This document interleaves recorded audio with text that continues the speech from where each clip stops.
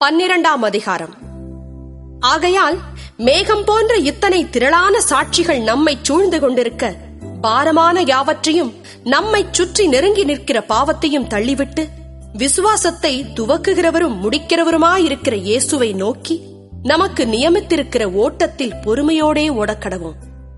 அவர் தமக்கு முன் வைத்திருந்த சந்தோஷத்தின் பொருட்டு அவமானத்தை எண்ணாமல் சிலுவையை சகித்து தேவனுடைய சிங்காசனத்தின் வலது பாரிசத்தில் வீற்றிருக்கிறார். ஆகையால் நீங்கள் இளைப்புள்ளவர்களாய் உங்கள் ஆத்துமாக்களில் சோர்ந்து போகாதபடிக்கு, தமக்கு விரோதமாய் பாவிகளால் செய்யப்பட்ட இவ்விதமான விபரீதங்களை சகித்த அவரையே நினைத்துக் கொள்ளுங்கள். பாவத்திற்கு விரோதமாய் போராடுகிறதில் இரத்தஞ்சிந்தப்படத்தக்கதாக நீங்கள் இன்னும் எதிர்த்து நிற்கவில்லையே. அன்றியும் என் மகனே, கர்த்தருடைய சிட்சையை அற்பமாக எண்ணாதே. அவரால் கடிந்து கொள்ளப்படும் போது சோர்ந்து போகாதே. கர்த்தர் எவனிடத்தில் அன்பு கூறுகிறாரோ அவனை அவர் சிட்சித்து தாம் சேர்த்துக் கொள்ளுகிற எந்த மகனையும் தண்டிக்கிறார் என்று பிள்ளைகளுக்கு சொல்லுகிறது போல உங்களுக்கு சொல்லி இருக்கிற புத்திமதியை மறந்தீர்கள். நீங்கள் சிட்சையை சகிக்கிறவர்களாயிருந்தால் தேவன் உங்களை புத்திரராக எண்ணி நடத்துகிறார். தகப்பன் சிட்சியாத புத்திரன் உண்டோ? எல்லாருக்கும் கிடைக்கும் சிட்சை உங்களுக்கு கிடையாதிருந்தால் நீங்கள் புத்திரராயிராமல் பேசி பிள்ளைகளாயிருப்பீர்களே. அன்றியும் நம்முடைய சரீரத்தின் தகப்பன்மார்கள் நம்மை சிட்சிக்கும் போது அவர்களுக்கு நாம் அஞ்சி நடந்திருக்க, நாம் பிழைக்கத்தக்கதாக ஆவிகளின் பிதாவுக்கு வெகு அதிகமாய் அடங்கி நடக்க வேண்டும் அல்லவா? அவர்கள் தங்களுக்கு நலமென்று தோன்றினபடி கொஞ்ச காலம் சிட்சித்தார்கள். இவரோ தம்முடைய பரிசுத்தத்துக்கு நாம் பங்குள்ளவர்களாகும் பொருட்டு நம்முடைய பிரயோஜனத்துக்காகவே நம்மை சிட்சிக்கிறார். எந்த சிட்சையும் தற்காலத்தில் சந்தோஷமாய் காணாமல் துக்கமாய் காணும். ஆகிலும் பிற்காலத்தில் அதில் பழகினவர்களுக்கு அது நீதியாகிய சமாதான பலனை தரும். ஆகையினால் நெகிழ்ந்த கைகளையும் தளர்ந்த முழங்கால்களையும் நீங்கள் திரும்ப நிமிர்த்தி, முடமாயிருக்கிறது பிசகிப் போகாமல் சொஸ்தமாகும்படிக்கு உங்கள் பாதங்களுக்கு வழிகளை செவ்வைப்படுத்துங்கள். யாவரோடும் சமாதானமாயிருக்கவும் பரிசுத்தமுள்ளவர்களாயிருக்கவும் நாடுங்கள். பரிசுத்தமில்லாமல் ஒருவனும் கர்த்தரை தரிசிப்பதில்லையே.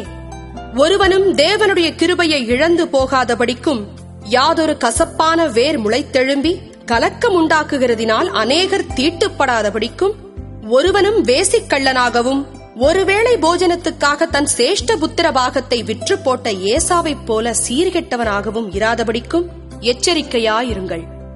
ஏனென்றால் பிற்பாடு அவன் ஆசீர்வாதத்தை சுதந்தரித்துக் கொள்ள விரும்பியும் ஆகாதவன் என்று தள்ளப்பட்டதை அறிவீர்கள். அவன் கண்ணீர் விட்டு கவலையோடே தேடியும் மனம் மாறுதலை காணாமற் போனான்.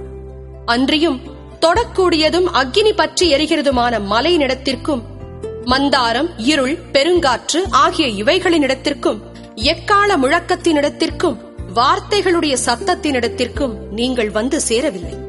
அந்த சத்தத்தை கேட்டவர்கள் பின்னும் தங்களுக்கு வார்த்தை சொல்லப்படாதபடிக்கு வேண்டிக் கொண்டார்கள்.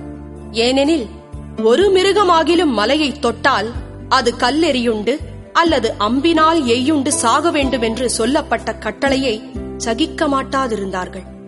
மோசேயும் நான் மிகவும் பயந்து நடுங்குகிறேன் என்று சொல்லத்தக்கதாக அந்த காட்சி அவ்வளவு பயங்கரமாயிருந்தது.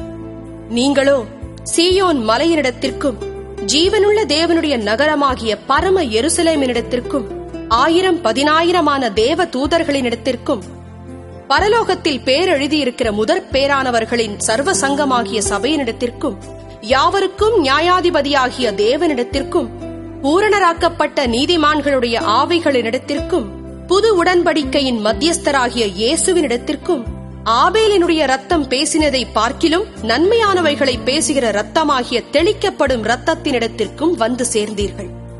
பேசுகிறவருக்கு நீங்கள் செவி கொடுக்க மாட்டோம் என்று விலகாதபடி எச்சரிக்கையாயிருங்கள்.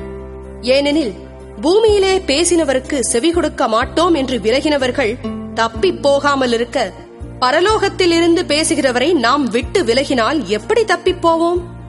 அவருடைய சத்தம் அப்பொழுது பூமியை அசைய பண்ணிற்று.